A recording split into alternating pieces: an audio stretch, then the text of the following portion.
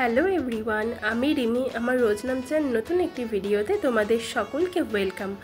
আজকে তোমাদের সাথে গোটা লোটে মাছ কিভাবে বানাবে তার রেসিপি শেয়ার করব। আর এই রান্নাটা আমার মার হাতের খেতে আমার খুবই ভালো লাগে। তাহলে চলো কিভাবে আমার মা বানায় দেখে নাও।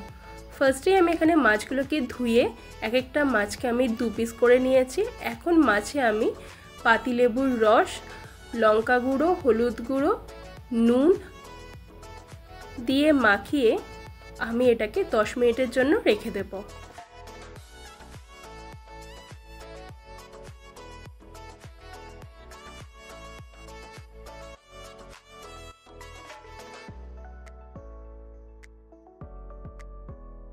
মাছে আমার মশলা মাখানো হয়ে গেছে, এটা এখন 10 মিনিটের জন্য রেস্টে থাক। ততক্ষণে চলো মশলাটা রেডি করি। কড়াইতে আমি কিছুটা পরিমাণে তেল দিয়ে দিয়েছি, আর এখানে আমি সর্ষের তেলেই রান্নাটা করব। আর কয়েকটা বেগুন আমি লম্বা লম্বা করে কেটে রেখেছিলাম, বেগুনটাকে এখন আমি ভেজে নেব। আর এখন নুন হলুদ কোনোটাই আমি ব্যবহার করব না বেগুন ভাজার সময়। বেগুনটাও আমার ভাজা হয়ে গেছে। কড়াইতে আমি আবারও কিছুটা তেল দিয়ে দুটো মিডিয়াম সাইজের পেঁয়াজ আমি কুচিয়ে রেখেছিলাম, সেই পেঁয়াজটাও আমি দিয়ে দিয়েছি। আর দিয়ে পেঁয়াজটাকে এখন আমি 1 মিনিটের মতো ভেজে নেব। পেঁয়াজটা আমার ভাজা হচ্ছে, এইদিকে আমি কয়েক কোয়া রসুন নিয়ে নিয়েছি, আর রসুনটাকে এখন আমি থেতো করে নেব। রসুনটাও থেতো করা হয়ে গেছে, পেঁয়াজের সাথে রসুনটাকেও এখন আমি ভেজে নেব যত পর্যন্ত না কাঁচা গন্ধটা যাচ্ছে। পেঁয়াজ আর রসুনের সাথে আমি এইদিকে কয়েকটা কাঁচা লঙ্কাও কুচিয়ে রেখেছিলাম, সেটাও এখন দিয়ে ভেজে নেব। পেঁয়াজ আর রসুনের কাঁচা গন্ধটা চলে গেছে। এখন রেগুলার যেই গুঁড়ো মশলাগুলো লাগে, এখানে আমি কাশ্মীরি লঙ্কার গুঁড়ো, হলুদ গুঁড়ো, জিরে গুঁড়ো আর সাথে স্বাদ অনুযায়ী পরিমাণ মতো নুনও দিয়ে দিয়েছি। দিয়ে এখন ভালো করে আমি মশলাটাকে আবারও কষাবো।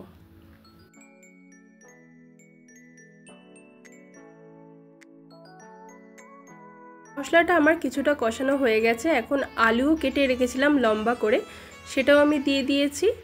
দিয়ে আবারও আমি মশলার সাথে আলুটাকে কিছুক্ষণ কষিয়ে নেব।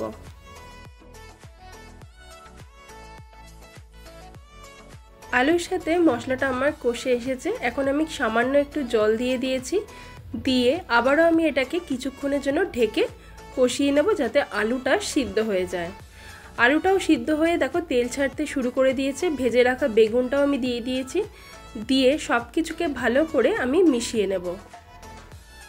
আলুটা 80% সিদ্ধ হয়ে গেছে। এই পর্যায়ে এখন আমি মাছগুলোকে দিয়ে দেব।